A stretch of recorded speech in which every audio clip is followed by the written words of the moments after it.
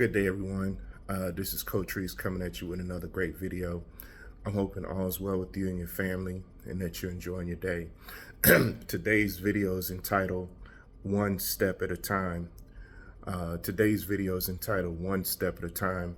And I feel that this video is very important because, currently, here recently, my mom passed away. And this, the subject of this video came within my spirit. I think a couple of days or so, whatever. But I feel that it's very important because, like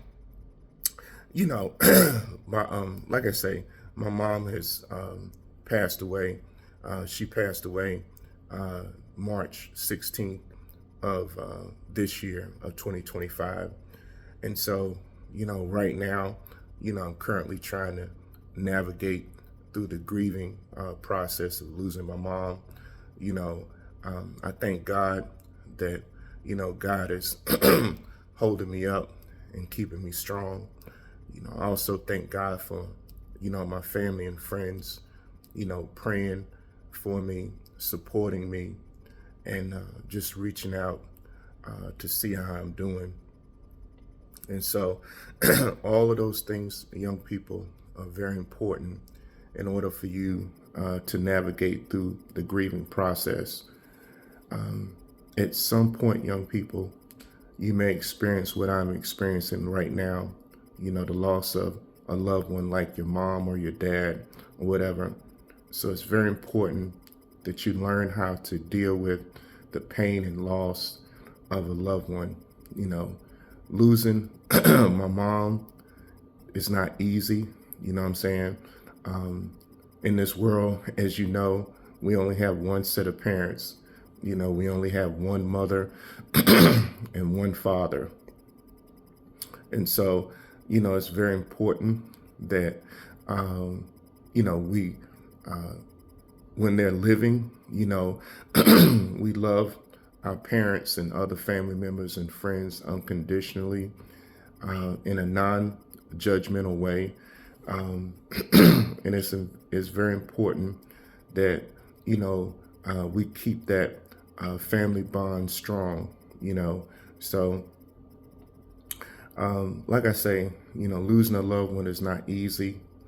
And so, I'm just choosing my steps wisely and trying to deal with the pain in the best way I can. So the next thing I want to talk about is, I'm not sure if you guys are aware of this, but high-rise buildings, I think most high-rise buildings are required to have steps, right? So usually in a high-rise building, you have two modes. You have two ways to go up to the next floor. And that's, like I say, you can either go up, take the steps to go up to the next floor, or most people like me, I just choose to take the elevator. But dealing with this video, I wanted to use a physical high-rise building as a point of reference and a lesson, and use it as a lesson for you young people to learn from. And it goes like this, in life, you're required to take steps, right? So like I say, with a high-rise building, you can choose to take one step at a time up to the next floor. And then once you get to the first floor, you take the steps to go to the second floor. And then once you go to the second floor, if you choose to go to the third or fourth floor, you take the steps to go up to the following floors accordingly. But in life, you're required to take spiritual steps, you know what I mean? And it's just a part of life. What I mean by that is every single day that you wake up, you're one day older than the day before. And as those days accumulate, years pass, right? So I want you to envision this. Each uh, flight, each floor that you climb in life will, look at that as 1 year. So in other words, if you ascend to the first floor, that's 1 year of life that you lived on this earth. If you ascend to the fifth floor, that's 5 years of life that you lived on this earth. And so I want you to put that into context, and so that you'll better understand what I'm saying. But basically, I just want to say this. In life, it's very important that as you get older, you become wiser. Now, as a child, you know, um, your parents and family and friends, they will be easy on you because you're trying to learn about life. And it's very important that they be easy on you about life because you haven't lived on this earth long enough. But once you reach the age of 13 or 14, you should have some type of morals and values within your spirit, even though it may be basic. But basically, what I'm trying to say is at the age of 12 or 13, you should know right from wrong, right? You should know that it's not it's not good to lie. You should know that it's not good to steal. You should know that it's not good to cheat anyone or, be a bully or, do things like that. You should know that at the age of 12 and 13. And so once you become 12 or 13, I call this the age or ages of accountability, right? So in other words, when you guys ascend to the age of 13, you may notice that your parents are a little bit more strict on you because they know that you know better. You know what I mean? So there's no reason for your parents to consistently or constantly trying to tell you things things to do when you shouldn't know that you should do them anyway. Like, for example, if you know that your chores are to clean your room or to take out the trash, your parents shouldn't have to tell you to do those things when you're 13 years old, because you should automatically know that you're supposed to take out the trash on this day or that day, or, clean your room on this day or that day. Whatever they want you to do, you should do it automatically at the age of 13 without being asked. That to me shows that you have a certain level of maturity, that you're trying to be accountable and responsible. You understand what I'm saying? Accountability and being responsible is very important once you transition into an adult, because you have to be responsible enough to get up, go to work, work very hard at your job. When you return home, if you have bills and other financial obligations, you go ahead and try to pay your bills on time and accordingly.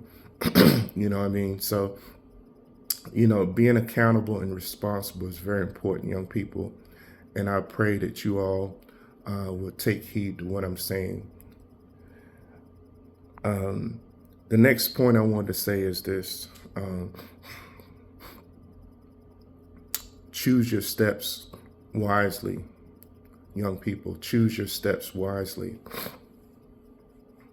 As young people, as young ladies and young men, when you're in grade school, your primary responsibility at that age is to do well in school. When you're in grade school, your primary job is to make all A's in school. Why? Because those grades will follow you for the rest of your life. If you're an A student, people may assume that you are a great achiever, and you just never know. An employer or someone may be so impressed with your grades that they may offer you an awesome opportunity, and that's great to achieve that. So young people, like I say, you know, when you're in grade school, your primary focus is to be an A student.